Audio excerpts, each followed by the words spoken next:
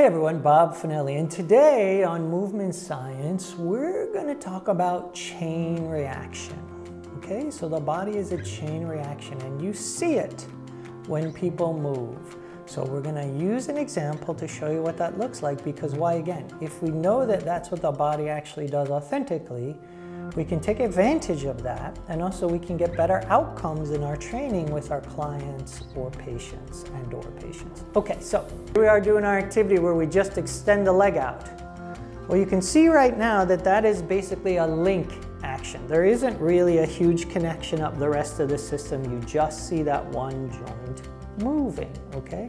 A link action. But the second I hit the ground, well, you see my foot collapse, which drove in my knee, which dipped my hip.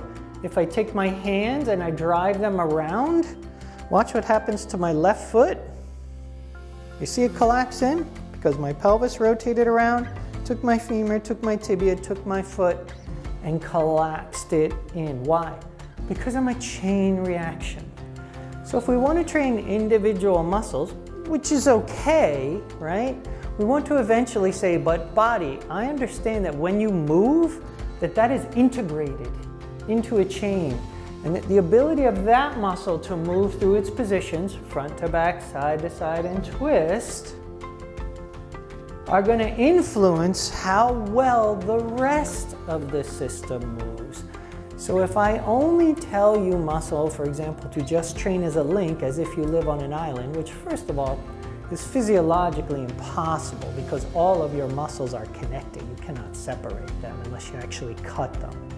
But if I train you basically as a link or an isolation, it's okay, but then we want to integrate that back into the system. So if I want to maybe do a plank and just talk to my abdominals alone, I'm then going to want to get up and drive my hands and my pelvis in all different positions to take that link action or localized strength and make it global.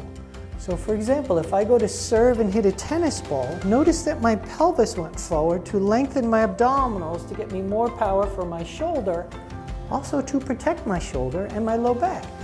But if I go back and this acts as a link and doesn't connect and lengthen through the rest of the system, I might have to hit harder with my shoulder, and my shoulder is going to say, I don't like serving. It's not my shoulder's fault, okay? So link is okay, but chain reaction is what is authentic. That's why we see things like the knee go in when I drive my hands one way and out when I drive it the other, or move, my pelvis move laterally one way, medially the other. It's gonna move because it's a chain reaction.